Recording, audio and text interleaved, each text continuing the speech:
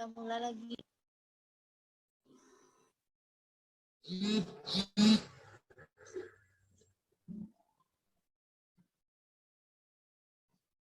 Mulai sih.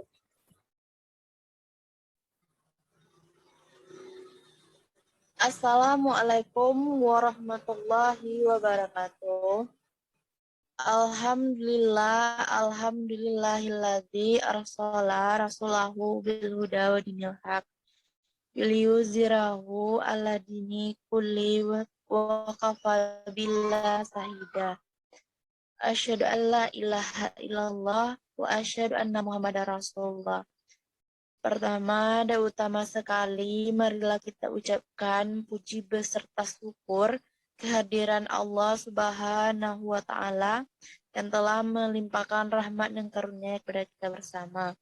Baiklah, kami dari kelompok 4 yang beranggotaan 4 orang, yaitu yang pertama saya sendiri, Safitria Alvina dengan NIM 200335154.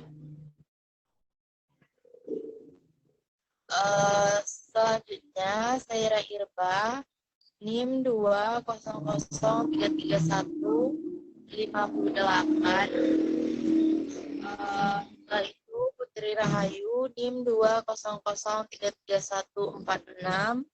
Selanjutnya Rastifika Dianita NIM 200335148. Baiklah, kami akan menampilkan hasil diskusi kami, yaitu tentang hakikat kurikulum. Baiklah, materi pertama akan saya sampaikan sendiri, yaitu pengertian kurikulum. Etimologi kurikulum berasal dari kata kuri atau Latin, bermakna berlari, cepat, maju dengan cepat. Dalam konteks pendidikan menjadi kurikulum yang artinya tempat atau arena bagi peserta didik berlari untuk mencapai sesuatu.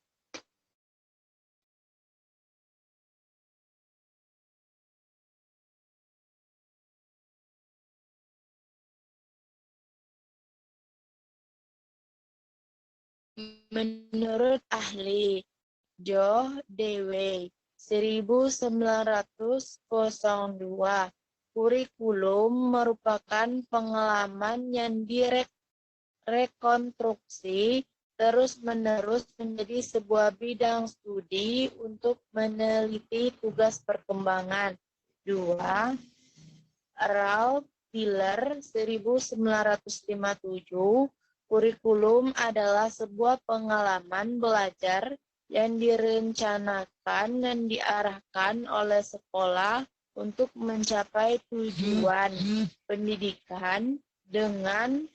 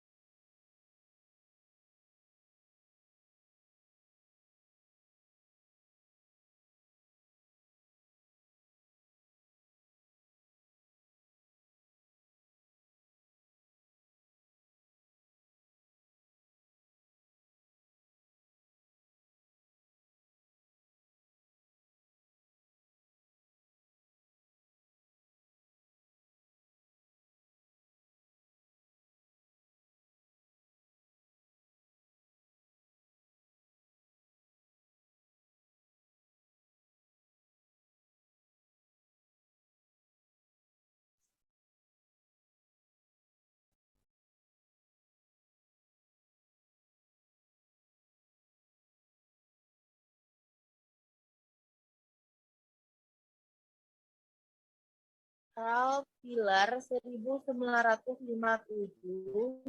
kurikulum adalah sebuah pengalaman belajar yang direncanakan dan diarahkan oleh sekolah untuk mencapai tujuan pendidikan dengan komponen tujuan, materi, kegiatan, dan evaluasi. 3. Hilda Tabah 1902. Kurikulum terdiri dari tujuan organisasi, bahkan strategi belajar mengajar, dan evaluasi. 4. Robert Gall 1960. Kurikulum sebagai suatu rangkaian unit susun dan diri secara utuh syarat tujuan unit.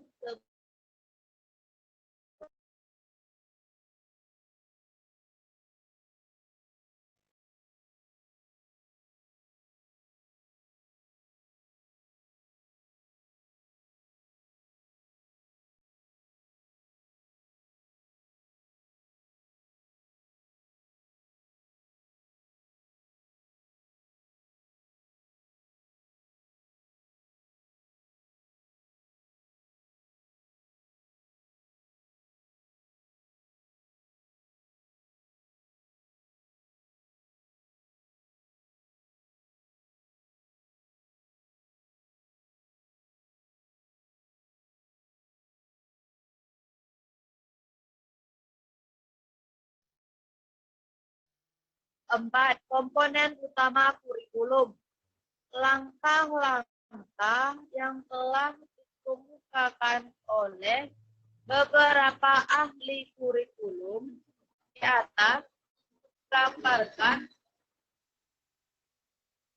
aspek-aspek atau komponen-komponen utama yang harus dikembangkan dalam setiap kegiatan pengembangan kurikulum. Aspek atau komponen tersebut.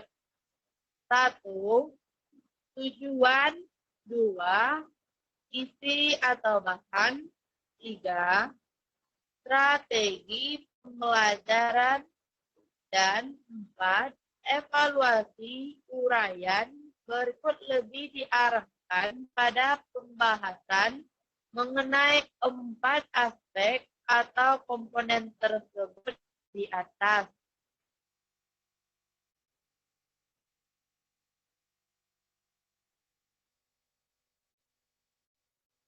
Tujuan.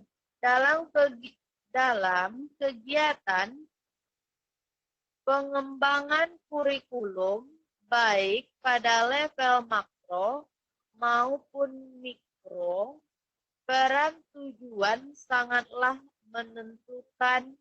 Ivor K. Davies atau dalam Hamid Hasan 1990 mengemukakan bahwa tujuan dalam suatu kurikulum akan menggambarkan kualitas manusia yang diharapkan terbina dari suatu proses pendidikan.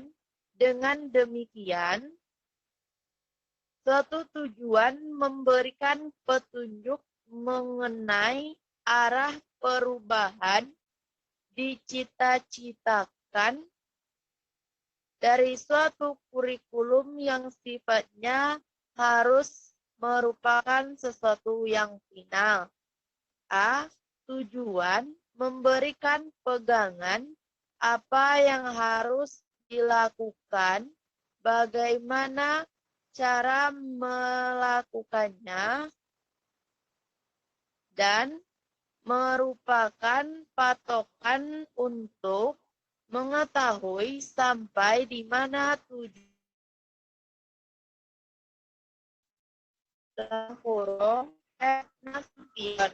1987. B. Tujuan sangat memegang peranan penting akan mewarnai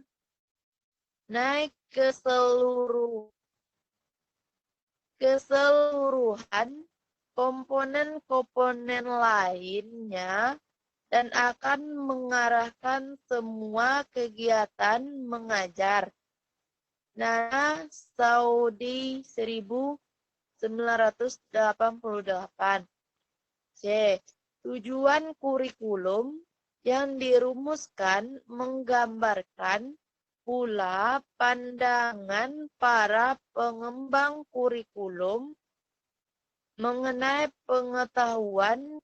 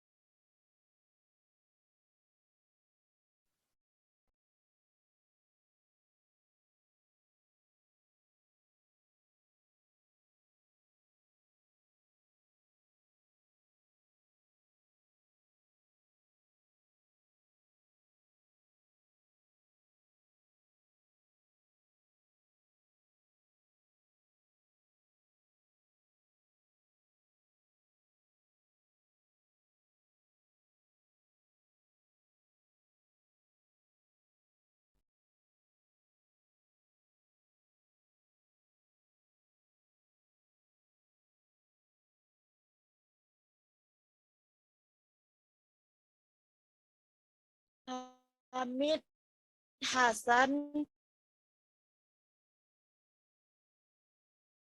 1000.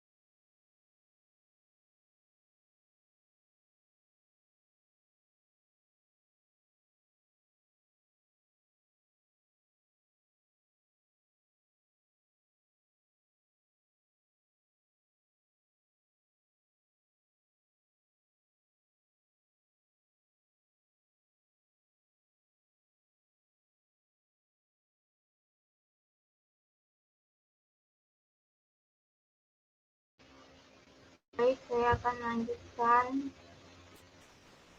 Tujuan pendidikan nasional adalah tujuan yang ingin dicapai secara nasional yang dilandasi oleh falsafah negara. Sifat tujuan ini ideal, komprehensif, utuh, dan menjadi induk bagi tujuan-tujuan yang ada di bawahnya. Tujuan institusional adalah tujuan yang diharapkan dicapai oleh suatu lembaga pendidikan. Tujuan kurikulera adalah penjabaran dari tujuan institusional yang berisi program-program pendidikan yang menjadi sasaran sesuatu mata pelajaran. Tujuan instruksional merupakan tujuan tingkat bawah yang harus dicapai setelah suatu proses pembelajaran. Sebelum menerapkan kurikulum tingkat suatu pendidikan atau KTSP, tujuan instruksional ini dirinci lagi menjadi tujuan instruksional umum atau TIU dan tujuan instruksional khusus atau STIK. Rumusan TIU biasanya sudah tercantum dalam garis-garis besar program pengajaran atau GBPP. Setelah KTSP diterapkan dalam pengembangan kurikulum di sekolah-sekolah kita saat ini, terdapat perkembangan baru dalam penggunaan beberapa istilah, seperti munculnya istilah standar kompetensi lulusan atau SKL, standar kompetensi kelompok mata pelajaran atau SKKMP, standar kompetensi mata pelajaran atau SKMP, dan kompetensi dasar atau KD. Next.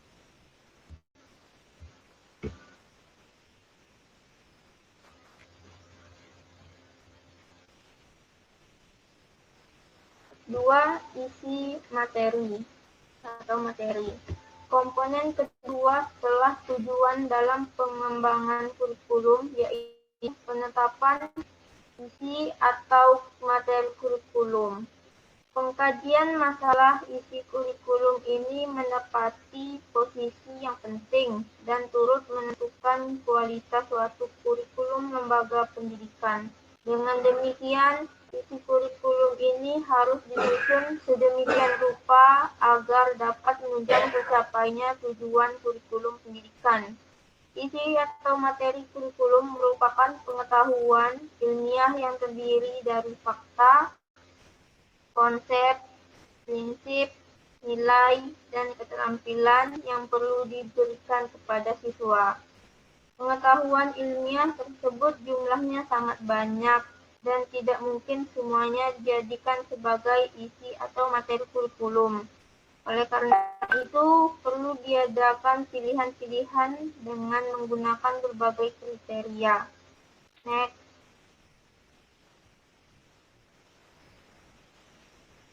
Tiga, strategi pembelajaran. Strategi pembelajaran berkaitan dengan siasat, cara, atau sistem penyampaian isi kurikulum. Ada dua jenis strategi pembelajaran, yaitu yang berorientasi kepada guru atau teacher oriented dan yang berorientasi kepada siswa atau student oriented. Strategi pertama mencakup model ekspositori atau model informasi, sedangkan strategi kedua mencakup model inquiry atau problem solving. Strategi yang digunakan atau dipilih dalam pelaksanaan kurikulum diserahkan sepenuhnya pada pelaksana kurikulum dengan mempertimbangkan hakikat, tujuan, sifat bahan atau isi, dan kesesuaian dengan tingkat perkembangan siswa. Next. Apabila ditelaah lebih jauh, hakikat dan isi dari setiap strategi atau pendekatan atau model yang dikemukakan oleh para ahli di atas dapat dikelompokkan ke dalam dua kutub strategi yang ekstrem, yaitu di suatu pihak ada strategi yang berorientasi kepada guru dan strategi yang berorientasi kepada siswa.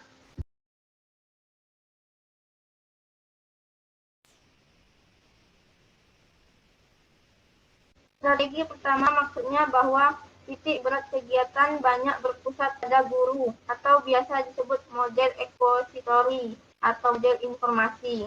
Sedangkan pada strategi kedua, titik berat aktivitas pembelajaran ada pada para siswa sehingga mereka lebih aktif melakukan kegiatan belajar atau bisa disebut model inquiry atau problem solving. Strategi mana yang digunakan atau dipilih biasanya diserahkan sepenuhnya kepada guru dengan mempertimbangkan hakikat, tujuan, sifat, bahan atau isi, dan kesesuaian dengan tingkat perkembangan siswa. Next. 4. Evaluasi. Komponen evaluasi ditunjukkan untuk menilai pencapaian tujuan kurikulum dan menilai proses implementasi kurikulum secara keseluruhan. Hasil evaluasi kurikulum dapat dijadikan umpan balik untuk mengadakan perbaikan dan penyempurnaan kurikulum. Selain itu, hasil evaluasi dapat dijadikan sebagai masukan dalam penentuan kebijakan-kebijakan pengambilan keputusan tentang kurikulum dan pendidikan. Next. Ada 4 dimensi kurikulum. 1. Kurikulum sebagai sebuah ide. 2. Kurikulum sebagai rencana tertulis yang menjadi panduan dalam pembelajaran. 3. Kurikulum sebagai suatu kegiatan atau proses. 4. Kurikulum sebagai suatu hasil belajar. Selain pengalaman yang direncanakan, sebenarnya ada pengalaman yang tidak direncanakan, namun menjadi dalam interaksi belajar mengajar disebut hidden curriculum. Sekian dari saya kembalikan ke moderator.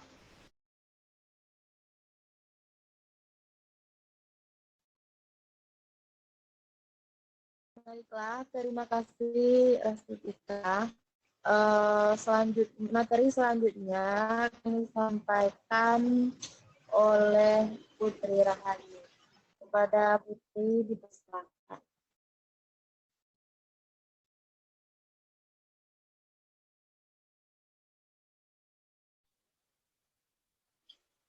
Baiklah, selanjutnya fungsi kurikulum. Pertama, fungsi penyesuaian atau lingkungan. Yang kedua, fungsi pemaduan atau integrasi individu yang terintegrasi sesuai dengan norma masyarakat. Yang ketiga, fungsi diferensiasi, memberikan pendidikan sesuai dengan karakteristik peserta didik sehingga dapat mengembangkan potensi dan siap terjun di masyarakat. Yang keempat, fungsi persiapan peserta didik untuk melanjutkan studi ilmu pengetahuan dan keterampilan yang lebih tinggi dan lebih mendalam. Yang kelima, fungsi pemilihan. Pemilihan dalam hal mempersiapkan program yang akan diajarkan kepada peserta didik. Yang keenam, fungsi diagnostik. Mengarahkan peserta didik mampu memahami, menyesuaikan, dan memecahkan masalah pada dirinya. Selanjutnya, konteks kegiatan dalam kurikulum. Pertama, penyusunan kurikulum atau kurikulum construction, kebutuhan. Yang kedua, pengembangan kurikulum, kurikulum development atau pembuatan. Yang ketiga, perencanaan kurikulum atau kurikulum planning, karakteristik, komponen, dan pendekatan. Baiklah, sekian dari saya kembalikan ke moderator.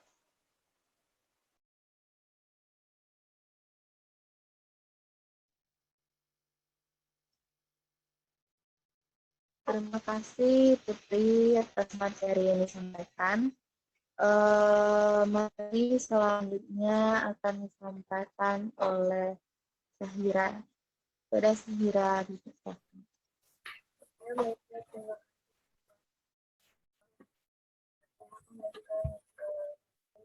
Perekayasaan kurikulum atau kurikulum Mendikbud. Satu, perbaikan kurikulum atau bisa disebut kurikulum revision, yaitu mengganti komponen kurikulum. Yang kedua, perubahan kurikulum atau disebut kurikulum change, yaitu mengganti kurikulum dengan kurikulum baru. Yang ketiga, ada perekayasaan kurikulum atau disebut kurikulum engineering, yaitu kurikulum berfungsi di sekolah terkait menghasilkan, melaksanakan, dan menilai kurikulum yang sudah ditentukan. Yang terakhir yaitu jenis-jenis kurikulum. Yang pertama, kurikulum rekomendasial, yaitu kurikulum yang direkomendasi para ahli atau pemerintah. Yang kedua, kurikulum tertulis, yaitu kurikulum yang sudah disetujui pemerintah lebih komprehensif. Yang ketiga, kurikulum dukungan, yaitu kurikulum dialokasikan untuk menunjang kurikulum, alokasi waktu, bahan, dan media. Yang keempat, kurikulum yang diajarkan. Jika dilihat dari sudut guru sebagai pengembangan kurikulum, dikenal jenis-jenis kurikulum. Yang pertama, ada open kurikulum, yaitu kurikulum terbuka. Artinya, kurikulum sama dengan guru. Guru memiliki kebebasan untuk mengembangkan kurikulum sesuai dengan keinginan dan kemampuannya. Yang kedua, ada closed kurikulum, yaitu kurikulum tertutup. Artinya, kurikulum sudah ditentukan secara pasti mulai tujuan materi, metode, dan evaluasinya sehingga guru tinggal melaksanakan apa adanya.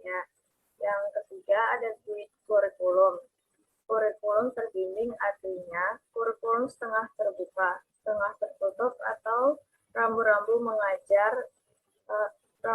pengajar telah ditentukan dalam kurikulum. Akan tetapi, guru masih diberi kemungkinan untuk mengembangkan lebih lanjut dalam kelas. Sedangkan Nasution mengatakan bahwa jenis kurikulum ada 3, yaitu separate subject kurikulum, artinya segala bahan pelajaran yang disajikan dalam subjek atau mata pelajaran yang terpisah-pisah, yang satu lepas dari yang lain. Subjek atau mata pelajaran ialah hasil pengalaman umat manusia sepanjang masa atau kebudayaan dan pengetahuan yang dikumpulkan oleh manusia sejak dahulu. Lalu disusun secara logis dan sistematis, disederhanakan dan disajikan kepada anak didik sesuai dengan usianya masing-masing. Keuntungannya, bahan pelajaran dapat disajikan secara logis dan sistematis, sederhana, mudah direncanakan dan dilaksanakan, mudah dinilai dipakai di perguruan tinggi, sudah menjadi tradisi, memudahkan guru, dan mudah diubah-ubah. Untuk kekurangannya, memberikan mata pelajaran yang lepas, tidak memperhatikan masalah-masalah sosial yang dihadapi anak-anak sehari-hari, menyampaikan pengalaman umat manusia yang melampaui, tujuannya terlampau terbatas untuk kurang mengembangkan kemampuan berpikir. Yang kedua, ada korelasi kurikulum, artinya masing-masing tiap mata pelajaran ini mempunyai hubungan. Kolerasi ada 3 macam, yaitu kolerasi secara insidental, hubungan yang lebih erat, atau satu pokok bahasan dilihat dari berbagai sudut mata pelajaran. Mata pelajaran difusikan atau disatukan dengan menghilangkan batas masing-masing, misalnya pada pelajaran IPS, IPA, dan matematika. Keuntungannya, murid-murid mendapatkan informasi yang utuh atau terintegrasi. Minat murid bertambah, murid-murid tentang sesuatu yang mendalam dan lebih luas. Kekurangnya, tidak menghubungkan dengan masalah yang aktual, dan guru sering tidak menguasai pendekatan interdisipliner. Yang ketiga, ada integrated kurikulum. Dalam integrated kurikulum ini meniadakan batas antara berbagai mata pelajaran dan menyajikan bahan pelajaran dalam bentuk unit atau keseluruhan, sehingga diharapkan akan membentuk anak-anak menjadi yang terintegrat. Keuntungannya itu suatu keseluruhan yang bulat, menerobos batas mata pelajaran, didasarkan atas kebutuhan anak dan minat, centered, perlu waktu panjang, dan anak-anak dihadapkan pada situasi yang mengandung problema. Kelemahannya yaitu guru-guru tidak disiapkan untuk menjalankan kurikulum seperti ini. Dianggap tidak mempunyai sistem organisasi yang logis sistematis, memberatkan tugas guru, tidak memungkinkan ujian umum, dan alat-alat sangat kurang. Mungkin materi yang saya jelaskan cuma segitu, dikembalikan kepada moderator. Terima kasih.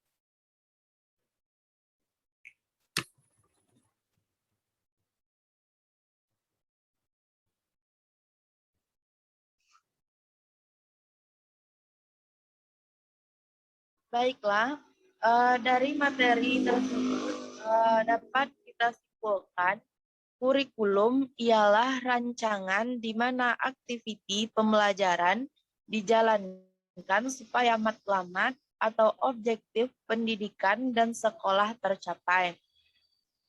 Ia merupakan satu set dokumen untuk dilaksanakan. Ia mengandung hal sebenar yang berlaku di bilik darjah dan apa yang telah disediakan dan dinilai.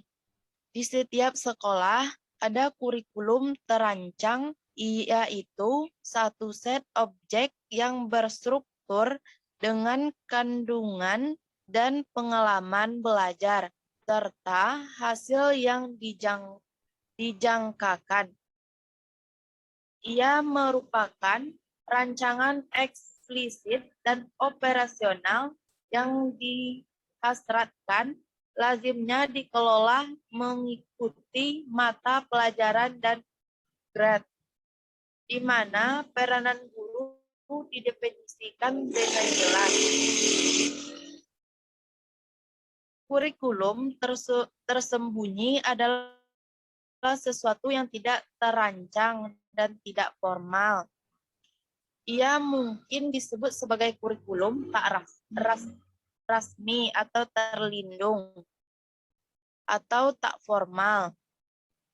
Kurikulum ini dikelolakan di luar konteks pengajaran resmi. Ia merupakan perlakuan dan sikap yang dibawa ke dalam bilik darjah dan sekolah tanpa disadari dan disebut karena tidak dinyatakan secara eksplisit. Ia terdiri dari peraturan dan tidak tertulis, konvokasien, adat, resam, dan nilai budaya. Ia dibentuk oleh faktor-faktor seperti status sosial ekonomi dan latar belakang pengalaman guru dan murid.